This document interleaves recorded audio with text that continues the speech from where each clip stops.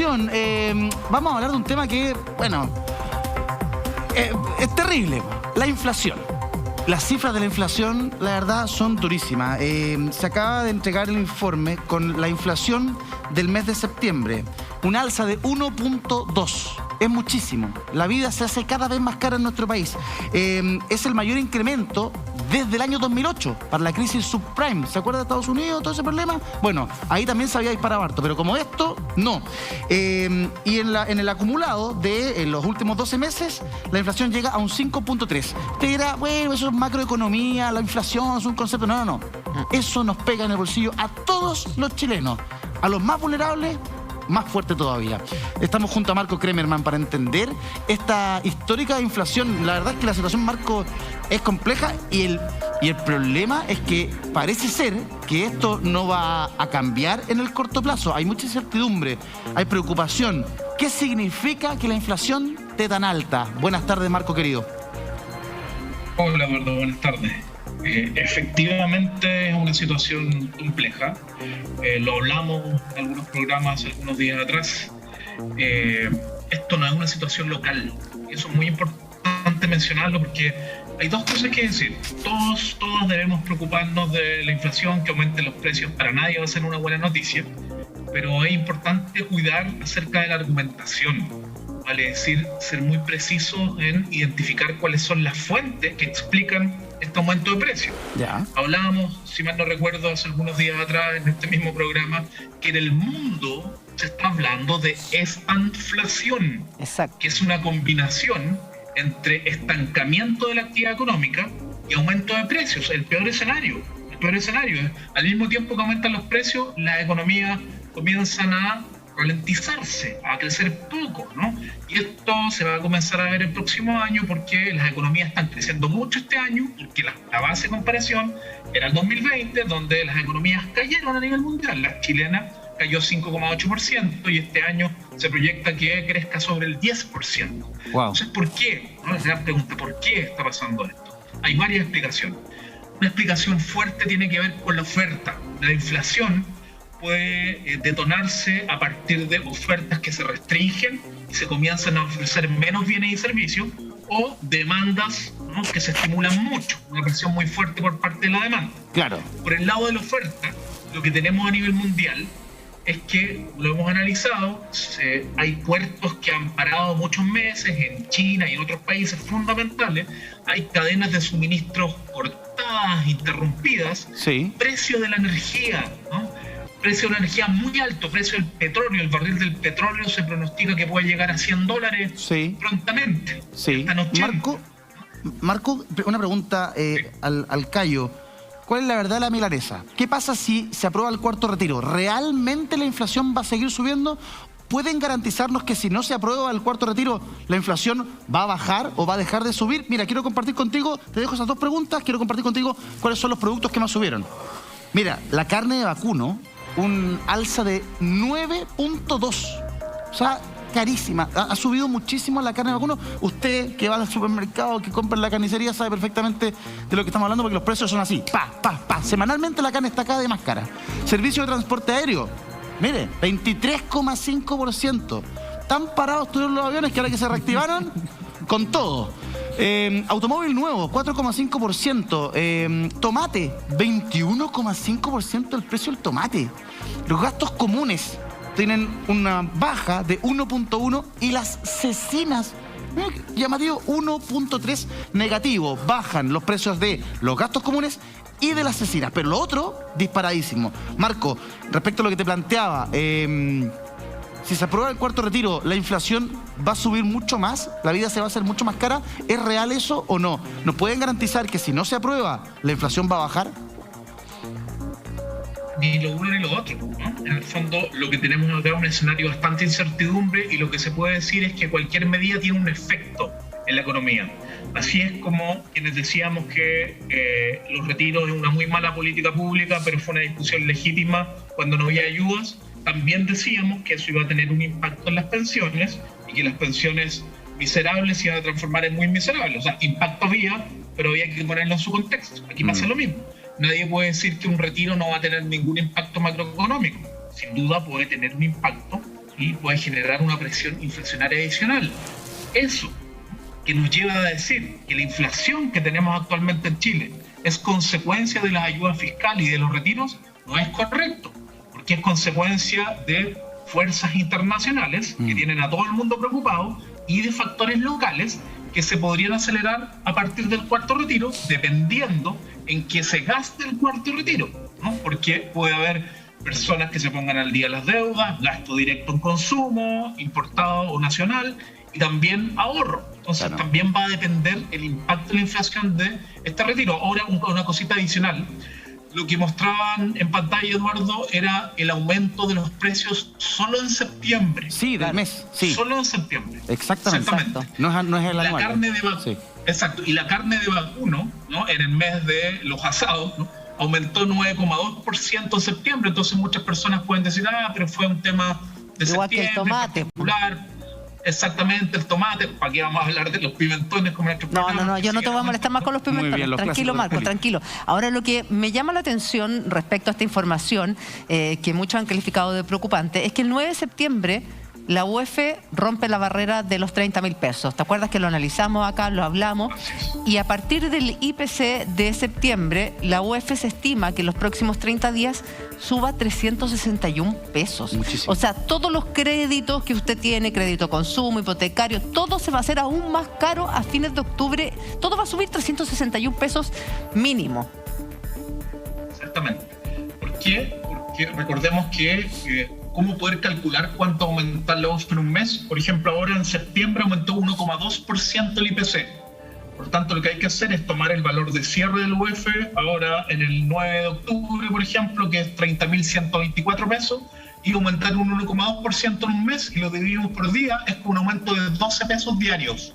12 pesos diarios, más o menos, nos lleva a un total de 360 pesos al mes. Entonces la UEF va a llegar a más de 30.400 y tantos pesos. Ese es el efecto del aumento del IPC sobre la UEF. Y una cosita adicional, Julia, es que les mencionaba lo de la carne de vacuno, porque efectivamente tiene un aumento del 9,2% en el mes. Y uno puede decir que esto se debe a septiembre. Pero en los últimos 12 meses la carne de vacuno ha aumentado 20,9%. Wow. Entonces este es un problema que excede la situación de septiembre, que tiene una explicación importante. Y lo mismo de otros bienes como el gas licuado, que ojo con esto, aquí tenemos que buscar una buena síntesis de explicación entre las presiones inflacionarias y el aumento de costo día por otras razones. Aquí tenemos una investigación en curso sobre una potencial polución en el gas licuado, ¿no? Y el gas en general, de bigas, de gas combustible, y el precio del gas licuado en los últimos 12 meses ha aumentado casi 25%. Entonces hay que ser bien cuidadosos con la identificación de estas fuerzas, que tiene que ver con un aumento de costo de vida que se explica antes de la pandemia. Claro. Que hablamos en nuestro programa, esto era carísimo antes de la pandemia y no nos preocupamos porque la inflación no estaba sobre 4%. Y lo que observamos hoy día es que se da una combinación de razones internacionales más lo que podría impulsar ciertas decisiones a nivel nacional. Perdón, Marco, una cosita. Todo va a seguir subiendo, menos nuestro sueldo. Entonces, con nuestro sueldo vamos a poder comprar cada vez menos, pagar cada vez menos. Ayer hablábamos con los señores que iban a comprar el balón de gas licuado y decían, o sea, si este mismo me costaba 15.000 pesos a principios de septiembre, ahora está 24. No me alcanza, no me da, porque tengo que comprar 2 en un mes. Y eso es lo que le está pasando a la gente. Que todo, si antes éramos un país caro, ahora somos un país súper caro. Exactamente. Yo haría un análisis en 2 derivadas. El primero, el que tú dices, efectivamente nadie quiere la inflación, los salarios pierden poder adquisitivo y no necesariamente eso pasa en todos los países. En Chile, como tan pocos trabajadores y trabajadores están sindicalizados y negocian colectivamente, son muy pocos los trabajadores que tienen en sus contratos individuales que su sueldo se reajuste por IPC. Claro. Exactamente, que le permitiría ir a la par con los aumentos de inflación y no perder poder adquisitivo. Entonces es un problema también que nos tira la oreja. Ojo, tener un modelo de relaciones laborales tan famélico, tan poco democrático, donde menos del 10% negocia colectivamente, significa que incluso en momentos de inflación, entre comillas, controlada, donde nadie hablaba de inflación y habían aumentos anuales de 3, 3,5%, igual había un problema de pérdida de poder adquisitivo importante. Sí. Ahora, Y lo otro, ¿sí? sí, no, sí. Marco, yo quería preguntarte qué incidencia tiene esto en la línea de la pobreza. Porque a propósito de la crisis económica hemos aprendido a tener al menos una barrera básica de protección social vinculada al costo de la canasta de consumo básico de una familia, que está evaluada hoy día en alrededor de 177.000 pesos, y eso se asocia entonces al ingreso familiar de emergencia y otros beneficios. Pero con esta inflación, obviamente que esa canasta ha subido de precio y no está indexada, supongo yo, a la protección social. Sí, afortunadamente sí está indexada, ¿no? Mes a mes el Ministerio de Desarrollo Social y Familia publica la actualización de la línea de la pobreza según tamaño del hogar. De hecho, el último mes, que si mal no recuerdo era julio o agosto, ya el valor de la línea de la pobreza por un hogar de una persona estaba casi en 179.000 pesos. No, lo que no está indexado. La pregunta es si lo que está indexado no es la actualización de la línea de la pobreza, sino que las ayudas familiares que se calculan en función de esa línea. Perfecto, sí, exactamente. Por ejemplo, el mismo ingreso familiar de emergencia está establecido para un hogar de una persona en 177.000 pesos. O sea, quedó a la línea de la pobreza de hace algunos meses atrás, ¿no? Y aquí hay dos cosas que decir. Efectivamente, uno podría generar algún mecanismo de indexación cuando se establezca algún beneficio social que esté en sintonía con la línea de la pobreza, que también se vaya actualizando, dado que la línea de la pobreza va subiendo en general. Claro. ¿Por qué? No de la misma manera que el IPC, ojo. Porque acá la línea de la pobreza se compone de dos grandes factores. Una canasta básica de alimentos, que considera solo 2.000 kilocalorías diarias de consumo personal, más todas las necesidades no alimentarias que tendría su propio IPC, de todos los otros bienes y servicios que no son alimentos, pero a partir del consumo del 20% más pobre de la población. Nivelamos hacia abajo para construir la línea de la pobreza en Chile. Entonces, no necesariamente refleja con exactitud el aumento de precios más representativo de lo que se están viviendo los hogares actualmente. Entonces, muy buen punto. Efectivamente, deberíamos ir actualizando los beneficios que se van entregando y al mismo tiempo tener una discusión más en serio de que la línea de la pobreza es el DESDE, es un indicador de sobrevivencia, no de suficiencia. Es verdad. Marco, aquí estamos en el estudio con el alcalde Tamayo, el alcalde Cerro Navia.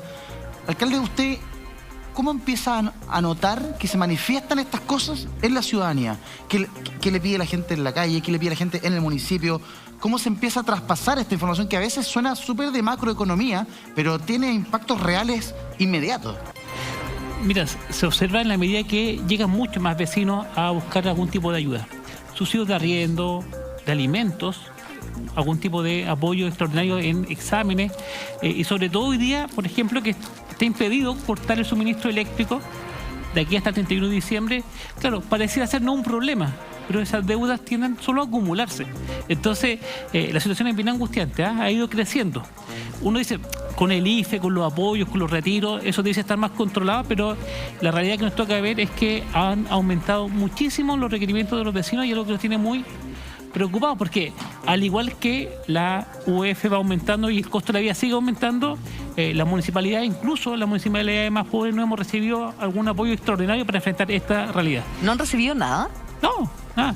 O sea, solo en el marco de pandemia, claro, tuvieron recursos pandemia para... Pero ahora, en estos meses, nada. No. O sea, cuentan con el presupuesto anual, nada más. Tal cual.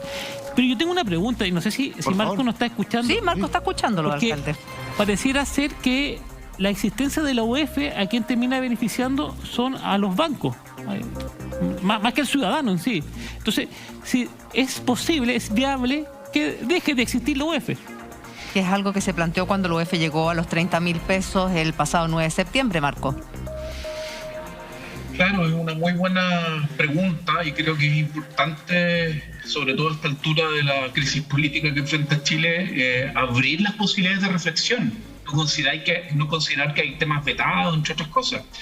Lo que sucede en términos bien generales en Chile es que ganamos en peso y pagamos en UF, por decirlo en términos generales. Claro. Exacto. Entonces, eso es un problema grave porque efectivamente solo aquellos pocos trabajadores y trabajadoras que están protegidos su salario por reajuste de IPC, y que ese reajuste por IPC no es diario, ¿no? Es semestral y en general, principalmente semestral o anual, son quienes pueden ir protegiéndose de este diferencial entre lo que yo gano y lo que yo gasto. En general, los créditos están todos en UF, los planes de ISAPRE están en UF, incluso cuando se consideran los topes imponibles para pagar cotizaciones por la AFP, los topes máximos están en UF, los contratos de arriendo están en UF. Entonces tenemos un problema de algo que se inventó supuestamente, ¿no?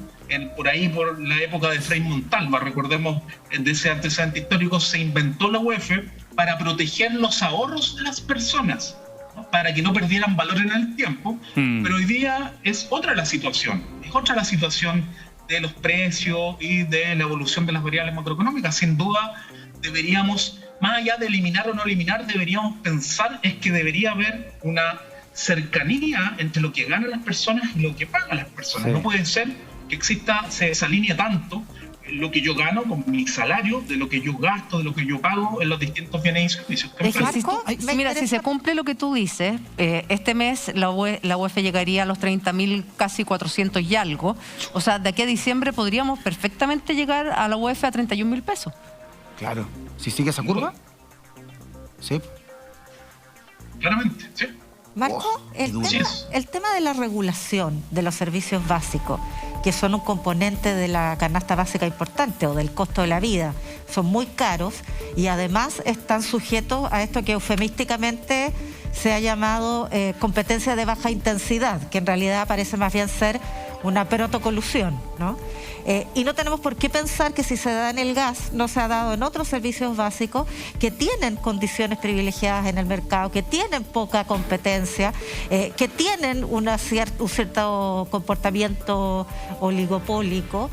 Entonces, ¿en qué medida una regulación más proactiva o una investigación, una fiscalización como la que ha hecho la Fiscalía Nacional Económica respecto de este servicio básico se haga respecto de todos y de manera permanente, no ayudaría también a controlar la inflación y a hacer una economía más competitiva? Sin duda, yo creo que es muy importante que esas investigaciones se realicen y de manera exhaustiva. Porque nuevamente tenemos que hacernos esta pregunta: ¿por qué Chile, que es un país de $25.000 de PIB per cápita ajustado por paridad de compra, comparando con otros países en dólares comparables, tiene un costo de vida que se parece a un país de $40.000 de PIB per cápita? Claro. Los salarios se parecen a un país de $13.000 o $14.000 y las pensiones de $7.000. Eso no calza, no cuadra. Y que además esos países además esos países que tú estás nombrando, con esos sueldos per cápita, tienen garantizada la salud, la educación y una serie de otras cosas.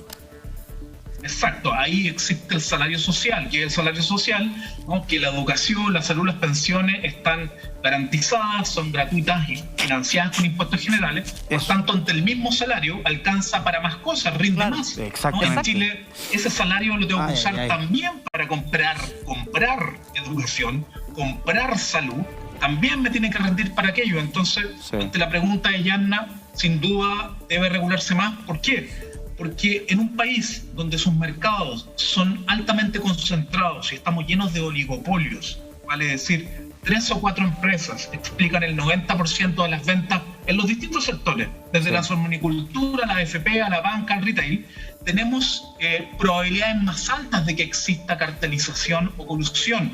Y por tanto, los precios que enfrentamos en el mercado sean artificialmente superiores a los que deberíamos enfrentar si esos estuvieran en estricta relación a los costos para producir esos bienes y servicios. Claro. Entonces, eso ya hemos tenido investigaciones en los pollos, papel higiénico, los medicamentos, ahora el gas, entre otras cosas.